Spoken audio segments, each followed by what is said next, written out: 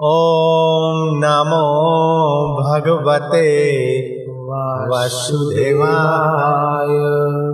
वासुदेवाय इष्टदेवाय प्रभुदेवाय आनंददेवाय।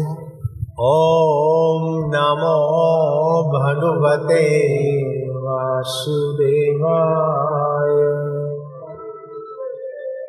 वासुदेवाय इष्टदेवाय आनंददेवाय माधुर्यदेवाय।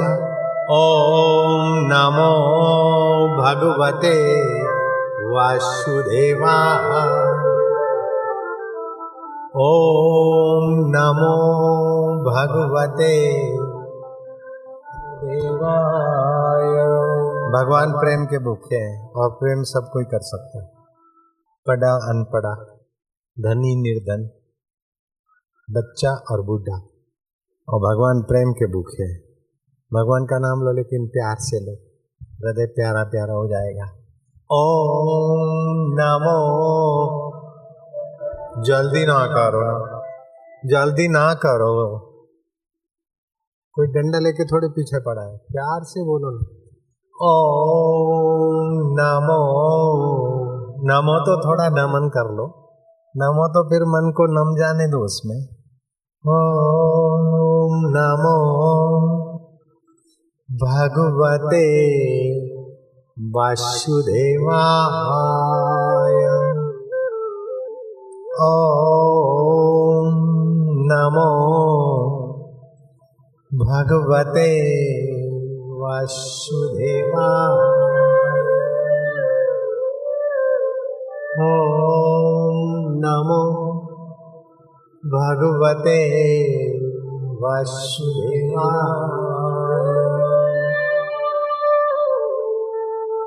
वासुदेवाय प्रभुदेवाय आत्मदेवाय प्रियदेवाय। ओम नमो भगवते वासुदेवाय। ओम नमो भगवते वासुदेवाय।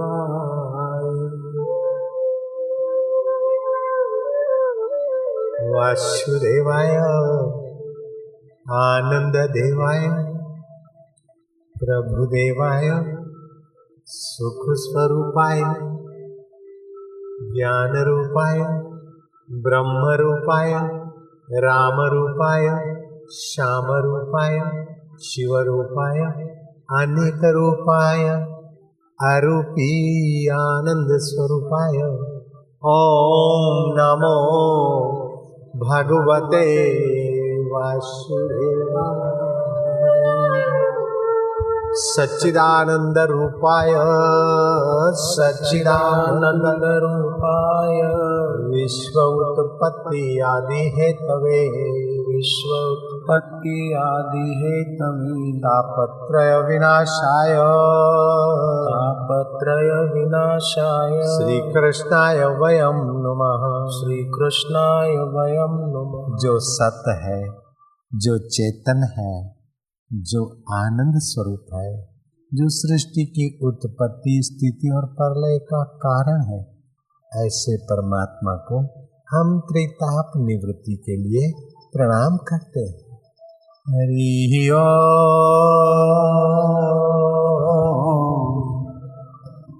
हरि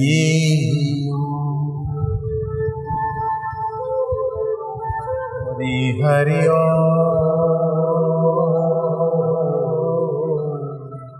हरि राम हरे राम हरि हरि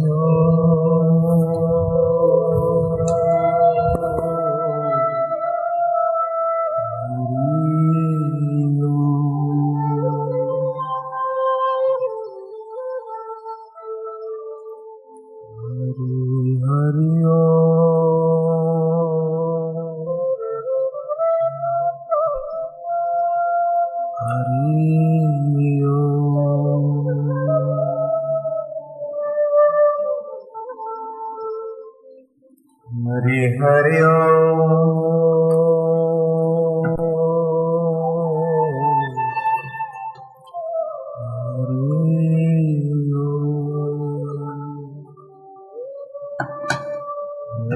हरि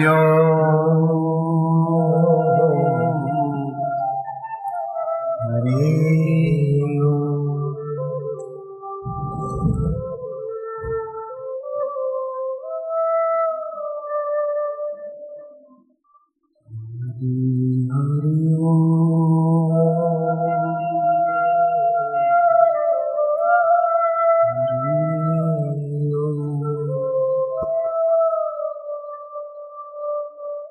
नारायण नारायण नारायण नारायण।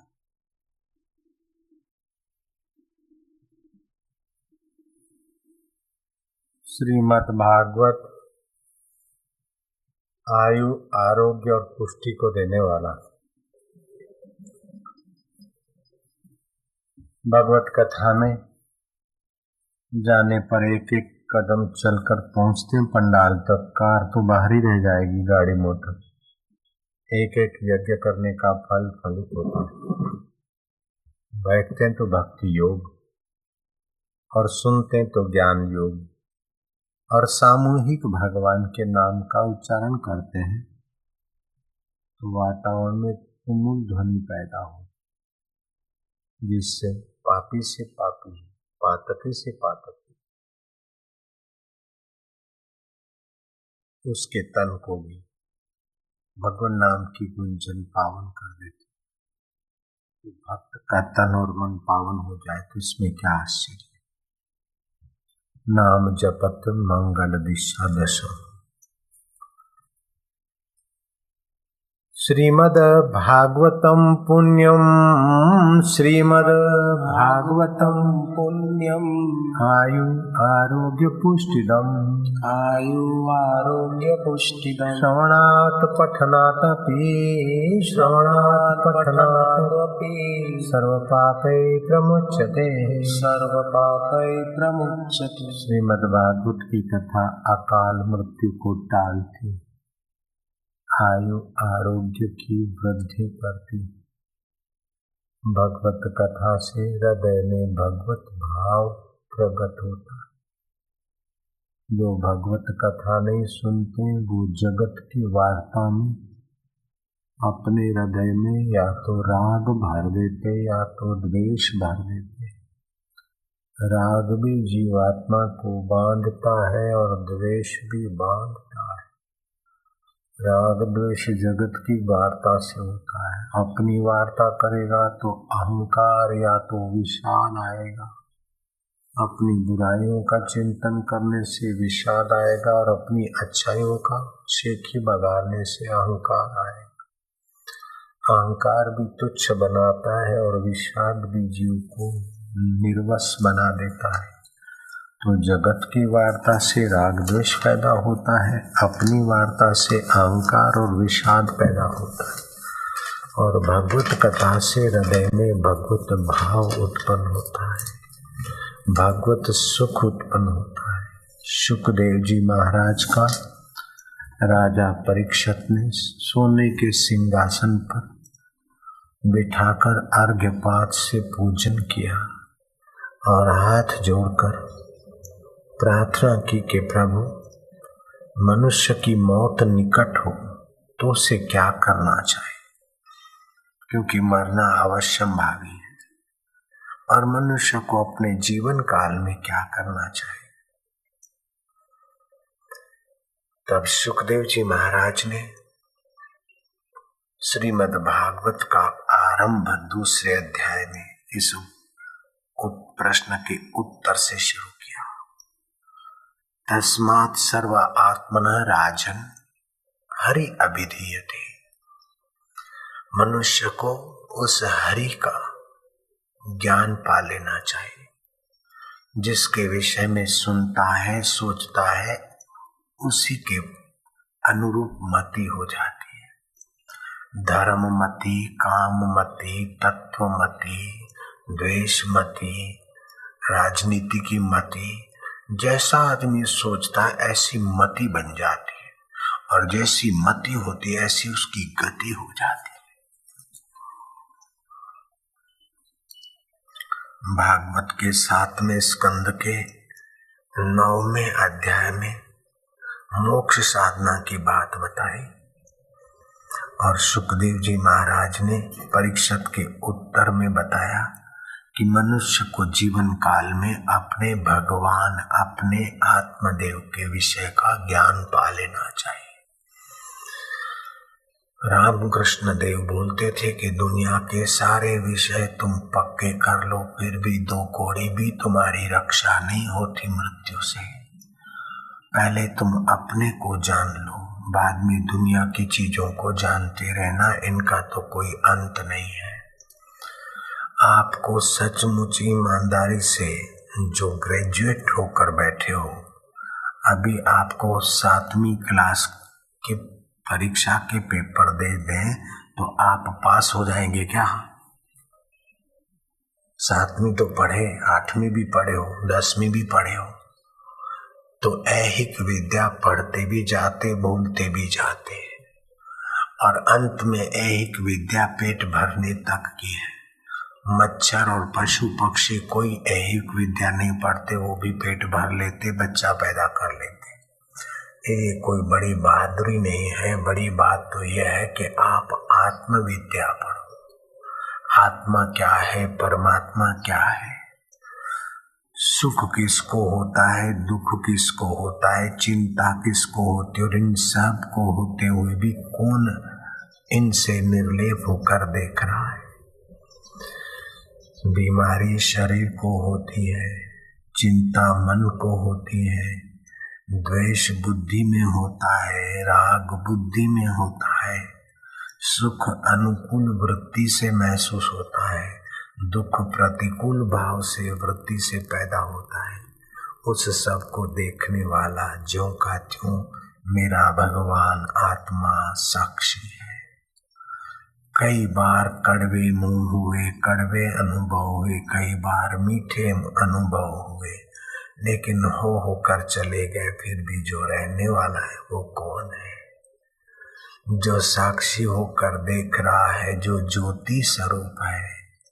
सिख धर्म के आदि गुरु नानक जी ने कहा, मन तुम ज्योति स्वरूप अपना मूल पहचान, अपने मूल को पहचान। ये तो तरंगे हैं संसार की, इनमें मत खो जा भैया। इतने दुख में विवल मत हो जाओ कि आपकी बुद्धि धोखा दे दे। इतने सुख में चिपक मत जाओ कि बुद्धि मारी जाए।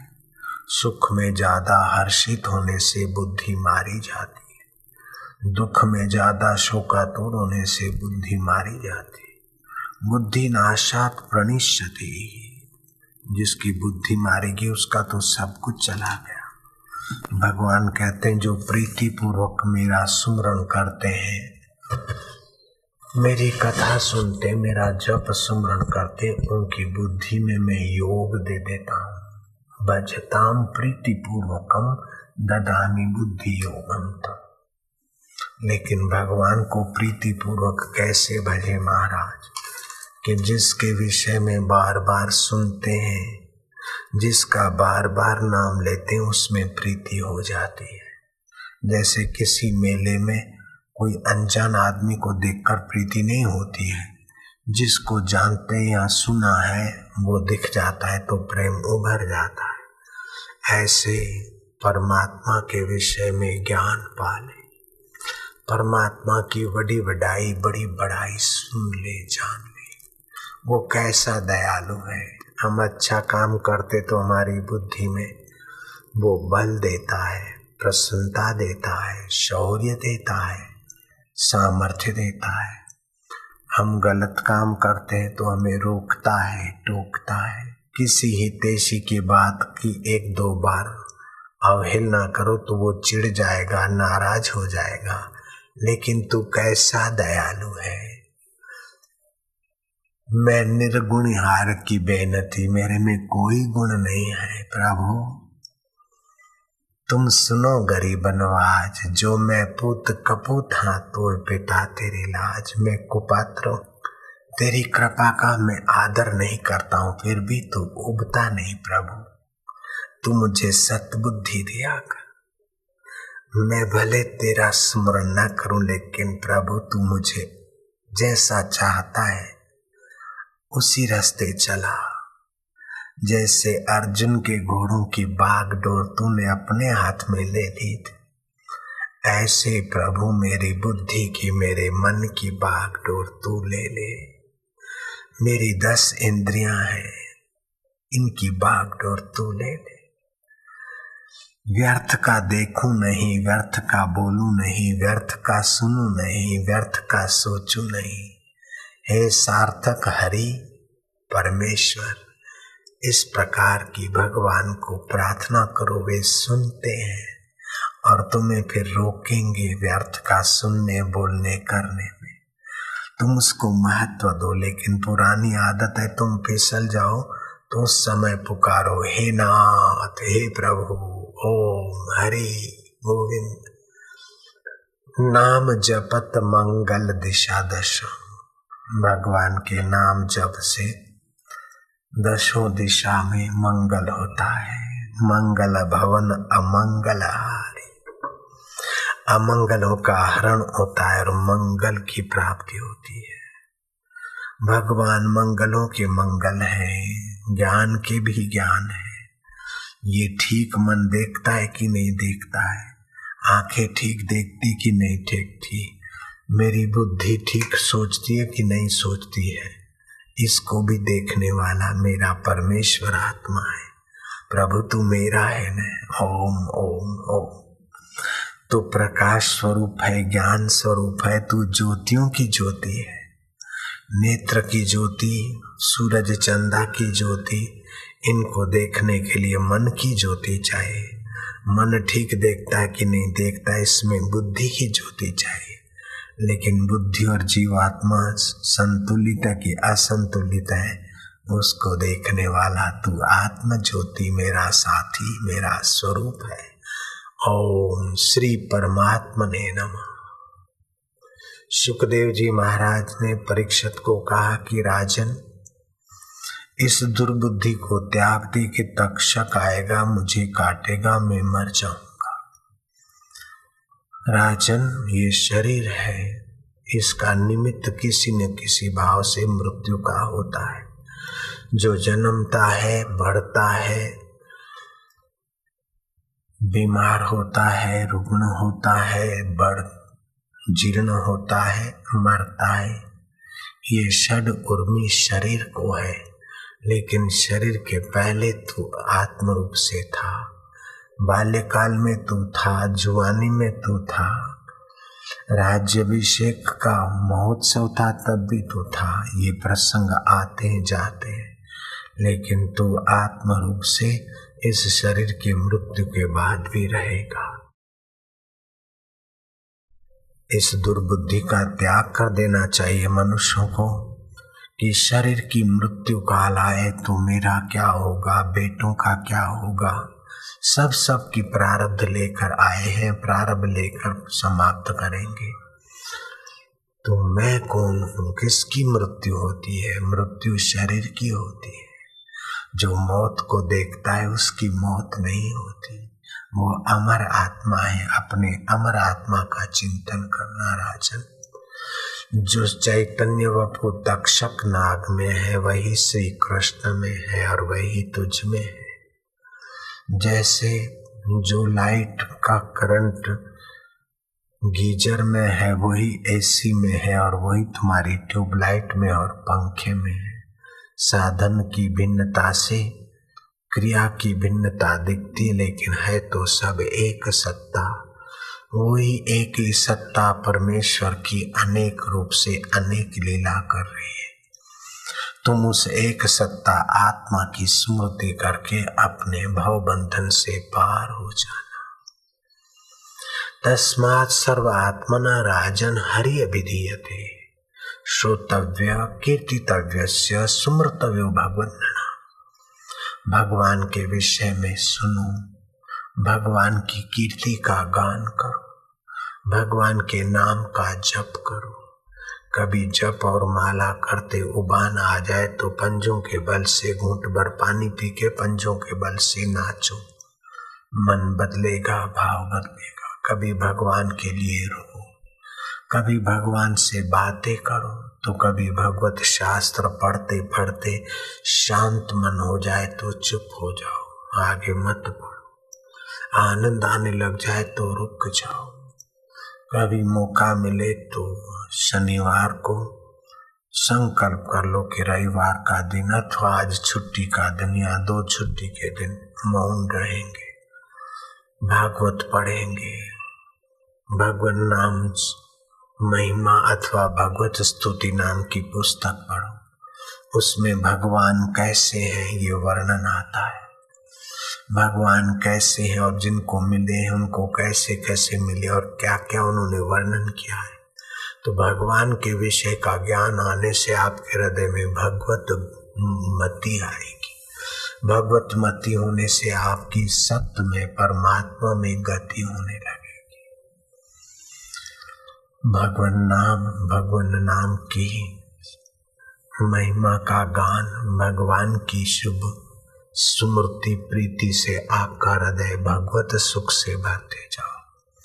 आप संसार में बचने के लिए नहीं आए, 2-4 बच्चे बच्चियों को जन्म देकर खप जाने के लिए नहीं आए। आप अपने आत्म सुख भगवान के आनंद को उभारने आए। संसार के नाक को कितनी सुगंध दे दी, आखिर संतोष नहीं। आंख को कितनी पिक्चरें दिखा दी, आखिर क्या मिला।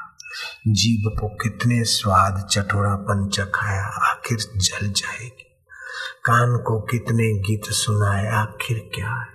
शरीर को कितना स्पर्श काम विकार कराया, आखिर निस्तेज हो गए।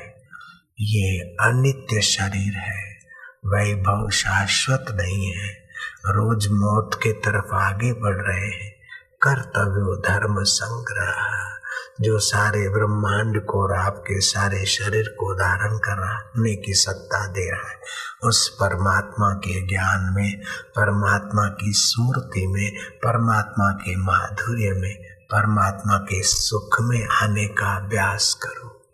आपने क्या पाप किया है कि हृदय में परमात्मा सुख होते हुए भी आप चिंता में पड़ रहे हैं? आपने ऐसा कौन सा अधर्म किया है कि दिल भर देवता का माधुर्य से आप वंचित हो रहे हैं? आपका ऐसा क्यों दुर्भाग्य बना है कि जगत का स्वामी आपका आत्मा बना बैठा है? उसको प्रार्थना करके उसके सुख को, उसकी महिमा को जगाओ। तुलसीदास जी कहते हैं, मम हृदय भवन प्रभु तोरा, ये मेरा हृदय तो प्रभु तेरा घर है। मम हृदय भवन प्रभु तोरा, ताही बसी आई बहु चोरा। इसमें बहुत चोर आ गए हैं देव। मैं एकल अमित बट मारा, को सुनत नाई मोर पुकारा। रघुनायक बेगी करो संभारा। हे रघुनायक, हे प्रभु, अब संभाल लो आप अपने घर की। इसमें चोर घुसे हैं, काम क्रोध लोभ मोह चिंता भय।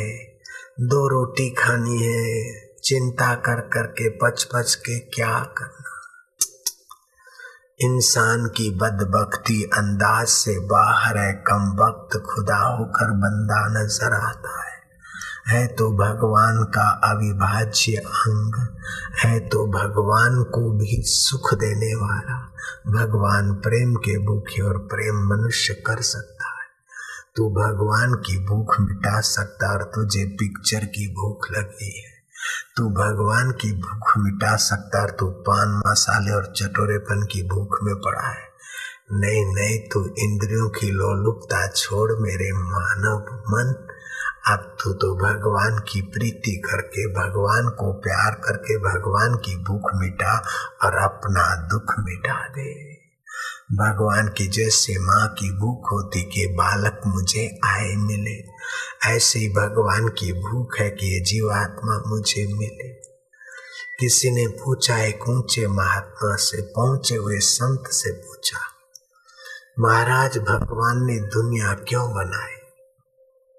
महाराज ने कहा भैया भगवान ने दुनिया तुम्हारे लिए बनाई है। सूरज, चंदा, धरती, फल, फूल, हवाएं सब तो हम मनुष्यों के लिए बनाए।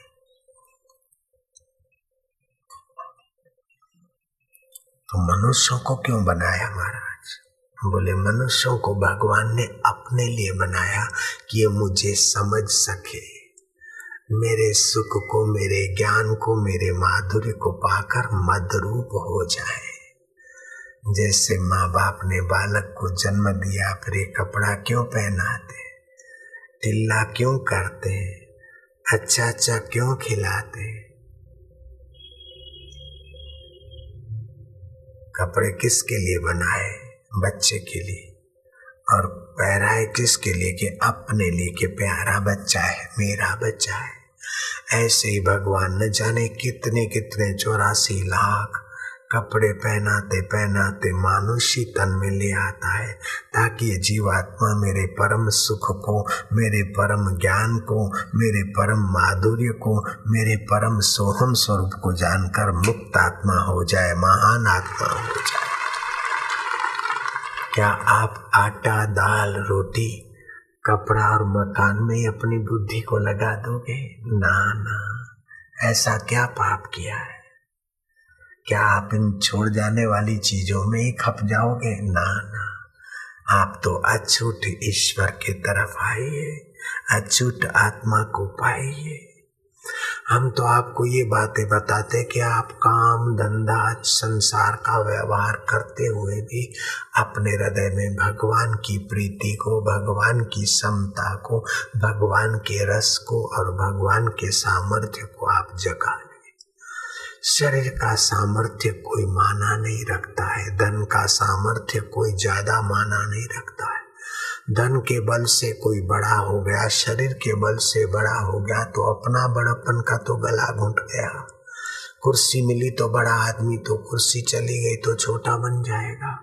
तो अपना असली बड़प्पन ऐसा जगा दे कि मौत का बाप भी तेरा बड़प्पन न छीन सके, तो ऐसा अपना बड़प्पन जगा ले।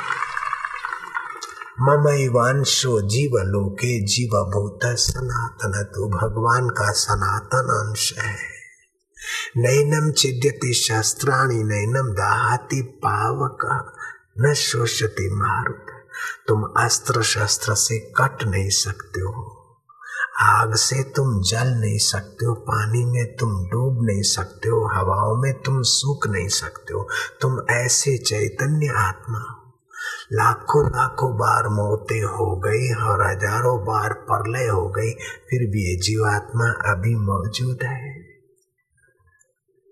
अजो शाश्वत हो, नित्य पुराण हो, अज हो। जन्म तो शरीर का होता है, आत्मा अज है। घड़े का जन्म होता है, आकाश अज है। गहनों का जन्म होता है, सोना तो अज है। गहनों का जन्म होता है, सोना अज है, मिट्टी अज है, घड़े जन्मते। ऐसे पंच भौतिक शरीर पैदा होते, लेकिन चिदाकाश आत्मा तुम ज्यों के त्यों हो। उस अपने आत्मा भगवान की कथा सुनो, आत्म भगवान का सामर्थ्य सुनो, आत्म भगवान का रसमय, प्राणमय, मधुमय प्रसंग सुनकर आप अपनी मधुरता सुन।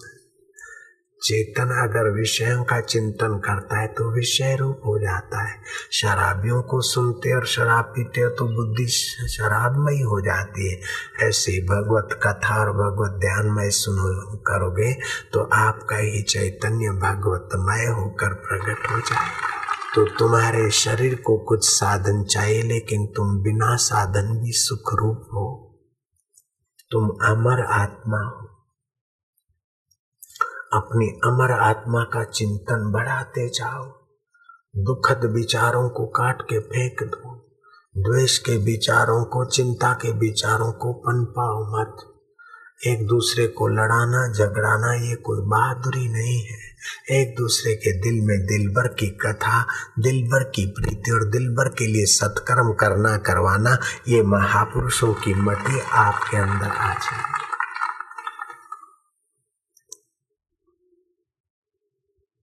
भगवान को किसी भी भाव से, किसी भी संबंध से अपना जोड़ो। मित्र के भाव से, सखा के भाव से। नजीब के दोस्त थे भगवान।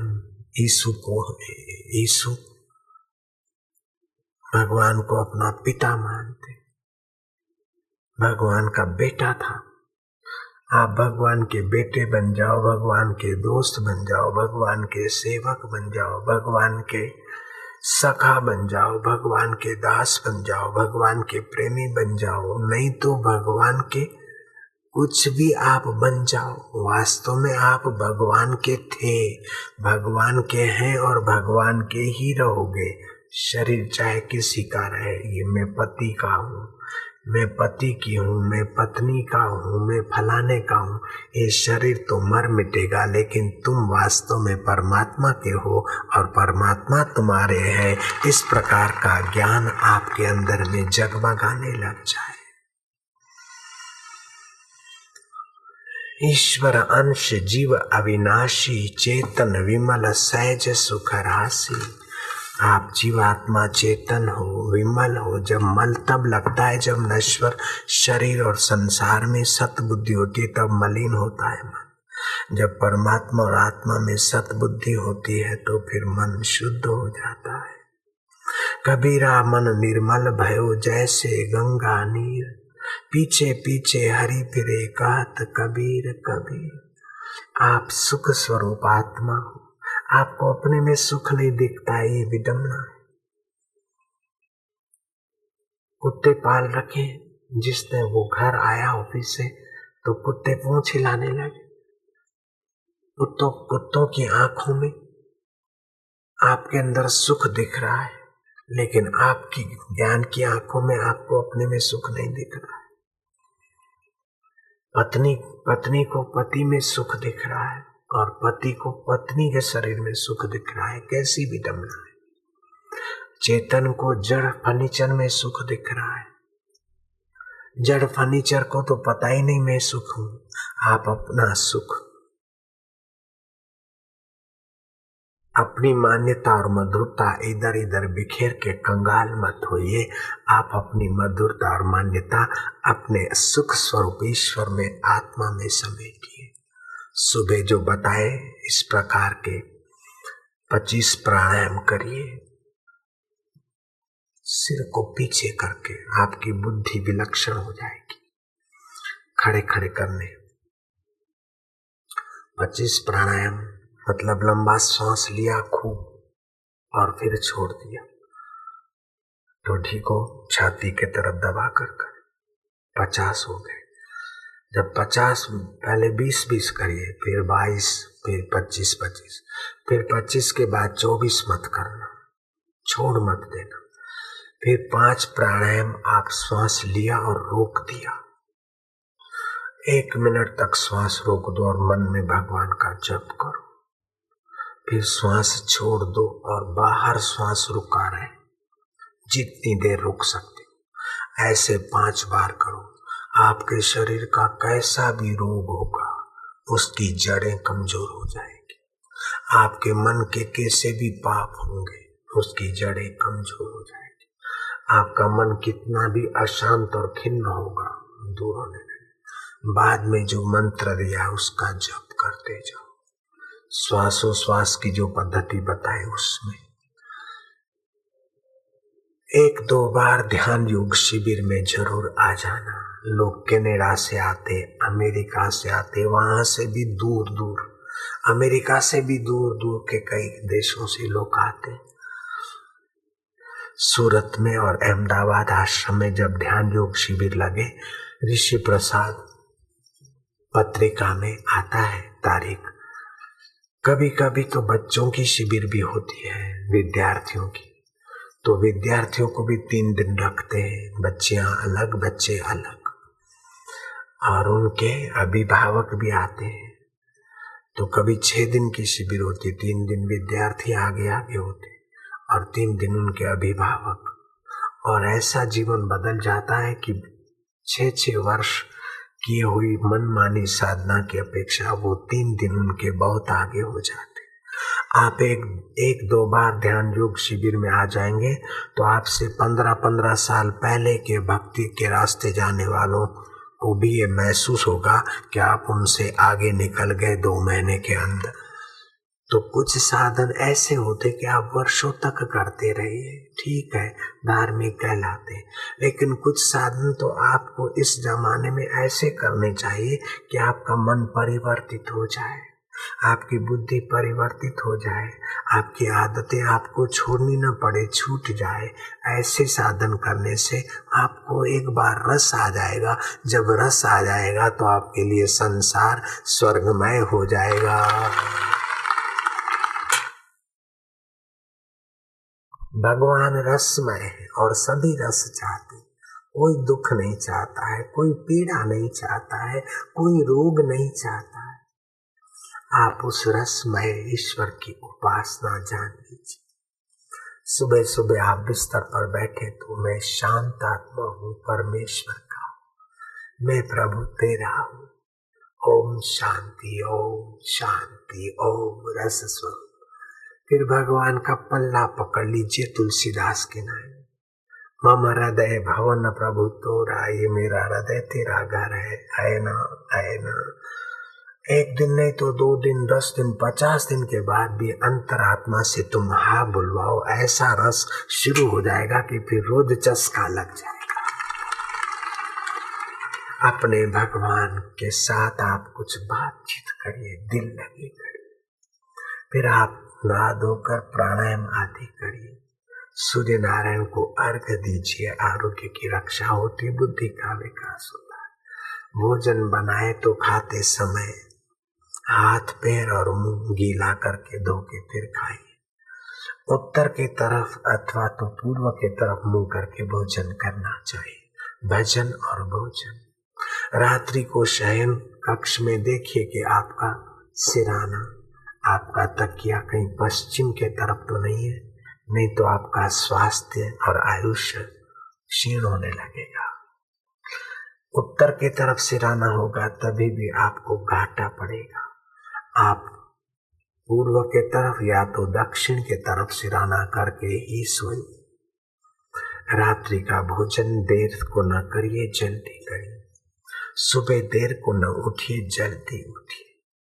और अभी कार्तिक मास आ रहा है, कार्तिक मास की बड़ी भारी महिमा है। आप कार्तिक मास में सूर्योदय से पहले स्नान करिए, आपकी स्फूर्ति और भक्ति में बरकत आएगी। 13, 14 और पूर्णम कार्तिक मास, उन दिनों में तो अवश्य आप स्नान का फायदा उठाना, लाभ होता है। आपके हृदय में भगवान की महासत्ता है। आपके हृदय में कर्म का प्रेरक है, कर्म का फलदाता है, कर्म का नियामक है। उस नियामक को आप अपने कर्म के फल के विषय में समर्पित हो जाइए, निर्भर होकर जिए। पुरुषार्थ करो लेकिन फल परिस्थिति जो आए उसमें सम रहो। आपका हृदय पावन हो जाएगा।